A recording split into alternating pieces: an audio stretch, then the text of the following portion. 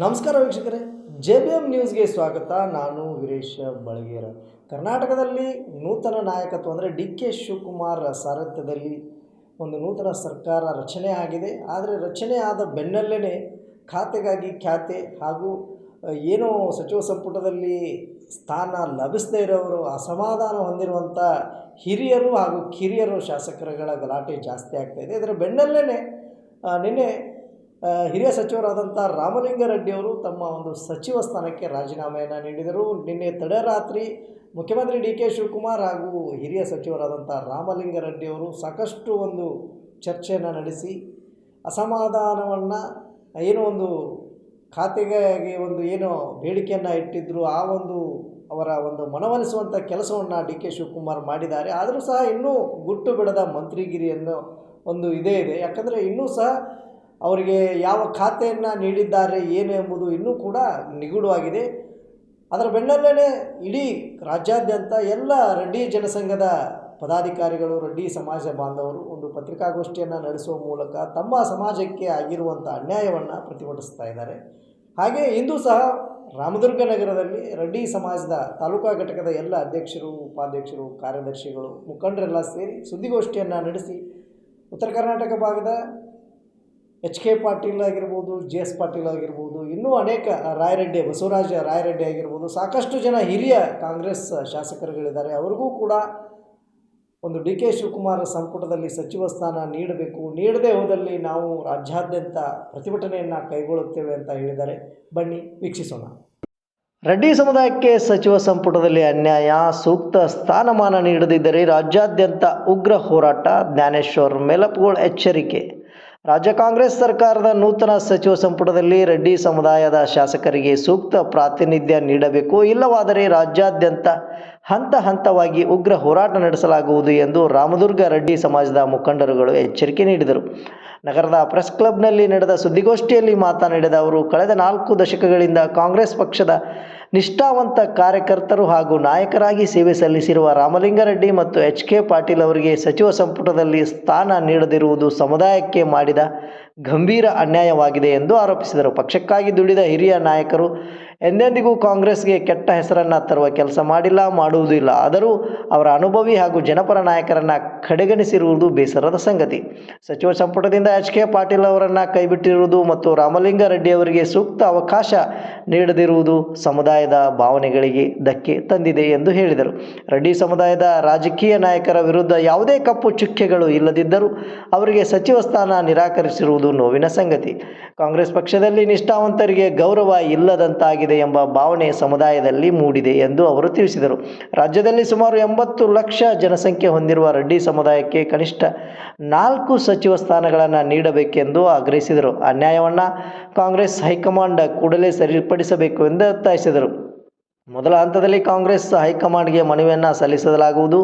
ತದನಂತರ ವಿವಿಧ ಹಂತಗಳಲ್ಲಿ ಹೋರಾಟ ನಡೆಸಿ ಸಮುದಾಯದ ಹಕ್ಕಿಗಾಗಿ ಧ್ವನಿ ಎತ್ತಲಾಗುವುದು ಎಂದು ನಿವೃತ್ತ ಶಿಕ್ಷಕ HR ಭೂಮರೆಡ್ಡಿ ಹೇಳಿದರು. ರಾಮದುರ್ಗ ರೆಡ್ಡಿ ಸಮಾಜದ ಅಧ್ಯಕ್ಷರಾದ ಜ್ಞಾನೇಶ್ವರ್ ಬೇಲಪ್ಗೋಳ ಮಾತನಾಡಿ, ಸ್ಥಳೀಯ ಶಾಸಕ ಅಶೋಕ್ ಪಟ್ಟಣ್ ಅವರಿಗೂ ಸಹ ಸಚಿವ ಸ್ಥಾನ ನೀಡಲು ಒತ್ತಾಯಿಸಿದರು.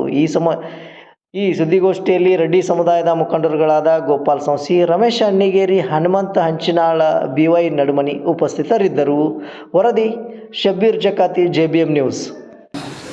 ಇವತ್ತಿನ ದಿವಸ ನಮ್ಮ ಸಮಾಜದ ರಾಮಲಿಂಗಾರೆಡ್ಡಿ ಮತ್ತು HK ಪಾಟೀಲ್ ಸಚಿವ ಸಂಪುಟದಲ್ಲಿ ರಾಮಲಿಂಗಾರೆಡ್ಡಿ ಇರೋಂಥ ಖಾತೆಯನ್ನು ಕೊಟ್ಟಂತ ಮಾತು ಕೊಟ್ಟಿದ್ದರು. ಮಾನ್ಯ ಮುಖ್ಯಮಂತ್ರಿ DK ಶಿವಕುಮಾರ್ ಯಾವ ರೀತಿ ಮಾತು ಕೊಟ್ಟಿದ್ದಾರೋ ಅದೇ ರೀತಿ ನಮ್ಮ ಸಮಾಜದ ರಾಮಲಿಂಗಾರೆಡ್ಡಿ ಮಾತು ಕೊಟ್ಟಿದ್ದರು. ಆ ಮಾತನ್ನು ಈಡೇರಿಸಿಲ್ಲ. ಆದ ಕಾರಣಕ್ಕೆ ಅವ್ರು ಏನು ಮಾತು ಕೊಟ್ಟಿದ್ರು ಆ ಮಾತಿನ ಬಗ್ಗೆ ನಡೆದುಕೊಳ್ಬೇಕಂತ ನಮ್ಮ ರಾಮದುರ್ಗ ರೆಡ್ಡಿ ಸಂಘದಿಂದ ಒತ್ತಾಯ ಮಾಡ್ತಿದ್ದರು.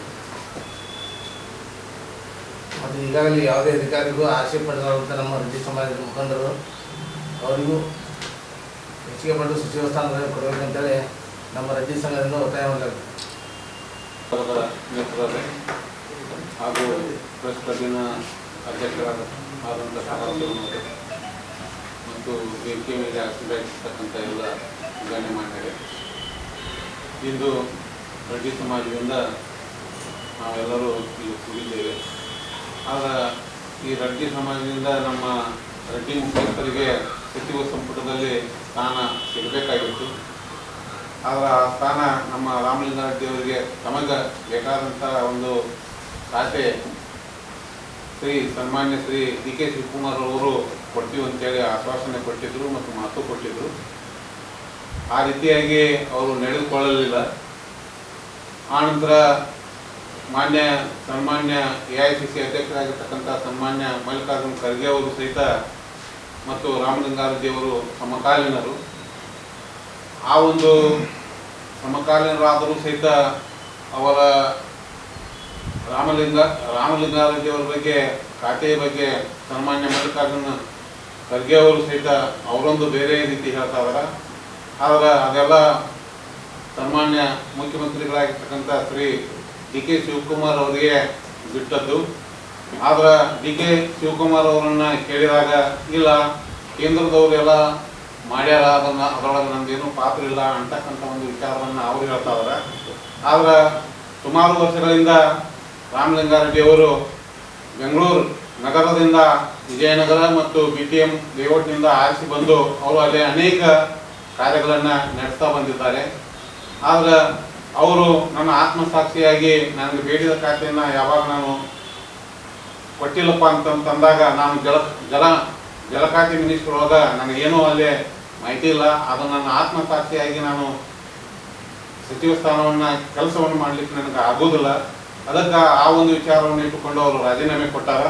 ಅದಕ್ಕೆ ಹೈಕಮಾಂಡ್ದವರು ಮತ್ತು ಡಿ ಕೆ ಶಿವಕುಮಾರ್ ಅವರು ಚರ್ಚಿಸಿ ವಿಚಾರ ವಿನಿಮಯ ಮಾಡಿ ಅವರು ಸನ್ಮಾನ್ಯ ರಾಮಲಿಂಗಾರೆಡ್ಡಿ ಅವರಿಗೆ ಒಂದು ಒಳ್ಳೆಯ ಅಥವಾ ನಗರಾಭಿವೃದ್ಧಿ ಖಾತೆಯನ್ನು ಕೊಟ್ಟದ್ದಾದರೆ ಎಲ್ಲವೂ ಸರಿದೋಗುತ್ತಾ ಇದೆ.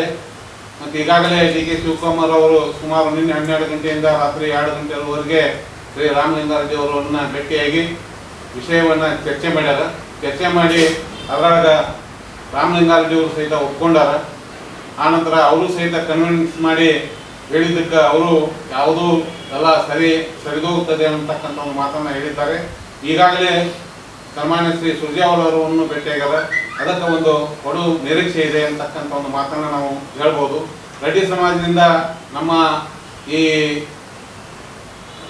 ಸರ್ಕಾರ ಮಟ್ಟದೊಳಗೆ ಅನೇಕ ರೆಡ್ಡಿ ಸಮಾಜದಿಂದ ಶಾಸಕರದಾರ. GT ಪಾಟೀಲ್ ಇರ್ಬೋದು, SR ಪಾಟೀಲ್ ಇರ್ಬೋದು, ಆನಂತರ ನಮ್ಮ ರಾಯರೆಡ್ಡಿ ಸಾಹೇಬ್ರು ಇರ್ಬೋದು, HK ಪಾಟೀಲ್ ಇರ್ಬೋದು, ರಾಮಲಿಂಗಾರೆಡ್ಡಿ ಅವರು ಇರ್ಬೋದು. ಆದ್ರೆ ಅಲ್ಲಿ ಒಳ್ಳೆಯ ಒಂದು ಸ್ಥಾನ ನಮ್ಮ ಸಮಾಜದಿಂದ ಈ ರೆಡ್ಡಿ ಸಮಾಜದವರಿಗೆ ದೊರೆತರ ಇದು ಎಲ್ಲ ಒಂದು ಇದಕ್ಕೆ ಒಳ್ಳೆಯದಾಗತ್ತೆ. ಮತ್ತು ಅವರು ಅಷ್ಟೇ ನಿಪುಣರು ಹೌದು ಮತ್ತು ಚಾಣಾಕ್ಷರದಿಂದ ಕೆಲಸವನ್ನು ಮಾಡ್ತಾ ಇದ್ದಾರೆ. ಮತ್ತು ಸರ್ಕಾರವನ್ನು ಒಂದು ತಲೆಮಂತದೊಳಗೆ ತೆಗೆದುಕೊಂಡು ಹೋಗ್ತಾ ಇದ್ದಾರೆ ಅಂತಕ್ಕಂಥ ಒಂದು ಆಶಾಭಾವನೆಯನ್ನು ಇಟ್ಟುಕೊಂಡು ನಾವು ಕೇಂದ್ರಕ್ಕಾಗಲಿ ಮತ್ತು ಸನ್ಮಾನ್ಯ ಡಿ ಕೆ ಶಿವಕುಮಾರ್ ಅವರಿಗಾಗಲಿ ಮುಖ್ಯಮಂತ್ರಿಯವರಿಗೆ ನಾವು ಒತ್ತಾಯಪೂರ್ವಕವಾಗಿ ಅವರನ್ನು HK ಪಾಟೀಲರನ್ನು ಮತ್ತು ರಾಮಲಿಂಗಾರೆಡ್ಡಿ ಅವರನ್ನು ಒಂದು ಒಳ್ಳೆಯ ಖಾತೆಯನ್ನು ಕೊಟ್ಟು ಅವರಿಗೆ ಕೆಲಸವನ್ನು ನಿರ್ವಹಿಸಿಕೊಂಡು ಹೋಗಲಿಕ್ಕೆ ಅನುವು ಮಾಡಿಕೊಡ್ಬೇಕಂತೇಳಿ ನಾವೆಲ್ಲ ಈ ಪತ್ರಿಕಾ ಬಳಗದಿಂದ ಮತ್ತು ಈ ಪ್ರೆಸ್ ಕ್ಲಬ್ಬಿನ ವತಿಯಿಂದ ಅವರನ್ನು ನಾನು ಬೇಡಿಕೊಳ್ತಾ ಇದ್ದೇನೆ. ನಮಸ್ಕಾರ. ನಿರ್ಧಾರ ಬದಲಿ ಆಗಲಿಲ್ಲ ಅಂದ್ರೆ ಈಗ ಅದು ಯಾವ ಮಟ್ಟದೊಳಗೆ ಮುಂದುವರಿತೈತೆ ಮತ್ತು ನಾವು ಎಲ್ಲ ಕಡೆ ಇಡೀ ರಾಜ್ಯಾದ್ಯಂತ ಹೋರಾಟವನ್ನು ಪ್ರಾರಂಭ ಮಾಡಬೇಕಾಗತ್ತೆ.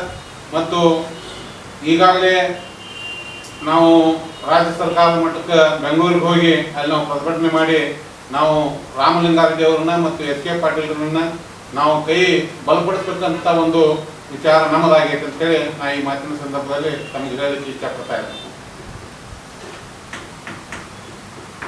ನಮ್ಮ ತಾಲೂಕಾ ರೆಡ್ಡಿ ಸಮಾಜ ವತಿಯಿಂದ ನಾವೆಲ್ಲರೂ ಕೂಡಿದ್ದು ಈ ಕಾಂಗ್ರೆಸ್ ಹೈಕಮಾಂಡ್ ಹಾಗೂ ಡಿ ಕೆ ಶಿವಕುಮಾರ್ ಅವರು ಕೊಟ್ಟ ವಚನವನ್ನು ಈಡೇರಿಸ್ತಿಲ್ಲ ಅನ್ನೋ ಉದ್ದೇಶದಿಂದ ಕೂಡಿದ್ದೀವಿ.